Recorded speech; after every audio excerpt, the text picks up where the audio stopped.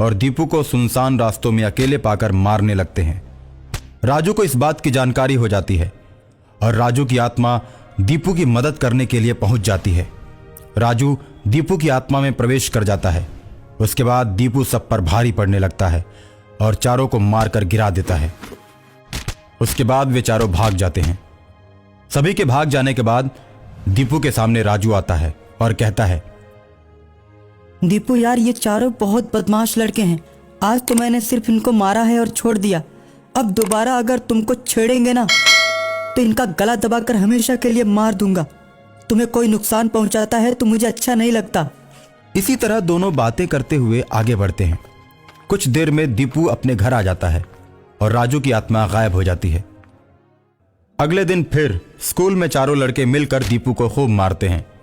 दीपू अचेत हो जाता है। दीपू के पापा को जब इस बात की खबर होती है तो प्रधानाचार्य से शिकायत करके दीपू को हॉस्पिटल ले जाते हैं। डॉक्टर दीपू का इलाज करने लगता है। जब दीपू कमरे में अकेले होता है तो राजू आता है। यार, तुम्हारी ये हालत देखकर मैं बहुत दुखी हूँ। तुम्हें जिसने मारा है ना उसे सजा जरूर मिलेगी। बस तुम ठीक हो जाओ। दोस्त राजू, उन लोगों ने मुझे बहुत मारा है।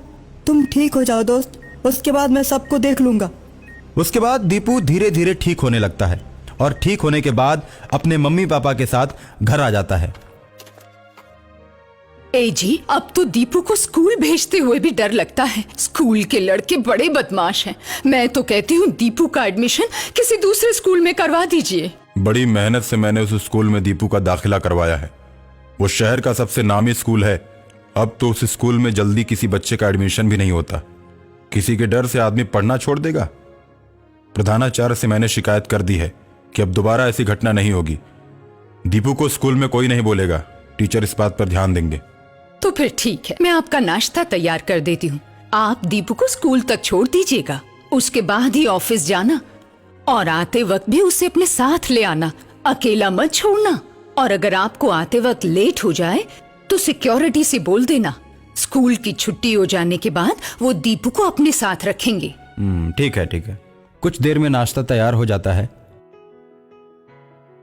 और टिफिन लेकर दीपू और उसके पापा चल देते हैं। दीपू को स्कूल छोड़कर उसके पापा ऑफिस चले जाते हैं। दीपू जैसे ही स्कूल में बैठता है सभी लड़के उसे देखने लगते हैं। चारों शैतान लड़के प्रधानाचार्य के कहने के बाद भी नहीं सुधरते और स्कूल के बच्चों को मारते रहते हैं। एक दिन प्लेग्राउंड में दीपू के साथ चारों लड़के भी क्रिकेट खेलते हैं। चारों ग्राउंड में खेलते समय बाकी सभी लड़कों को तंग करते हैं और खेल खेल में बॉल से लड़कों को मारते हैं। राजू जब इस तरह की बात देखता है तो उसे बर्दाश्त नहीं होता। वो ग्राउंड में दीपू की आत्मा में प्रवेश करता है। दीपू बैटिंग करता है और उधर से बदमाश लड़के बॉलिंग करा रहे होते हैं। दीपू उनके बॉल पर बैट से करारा शॉट लगाता है। चारों में से एक शैतान बच्चे को जाकर बॉल लगती है और वो प्लेग्राउंड में गिर जाता है और उसके बाद वो चारों दीपू पर टूट पड़ते हैं। राजू की आत्मा के प्रवेश करने के चलते दीपू के शरीर में शक्ति आ जाती है और प्लेग्राउंड में ही दीपू बैट से चारों को मारते मारते उन्हें मौत के घाट उतार देता है। खेल देखने वाले सभी लोग आश्चर्य में पड़ जाते हैं। इस तरह दीपू के दुश्मनों से राजू बदला ले लेता है और अपने दोस्त की हमेशा मदद करता रहता है।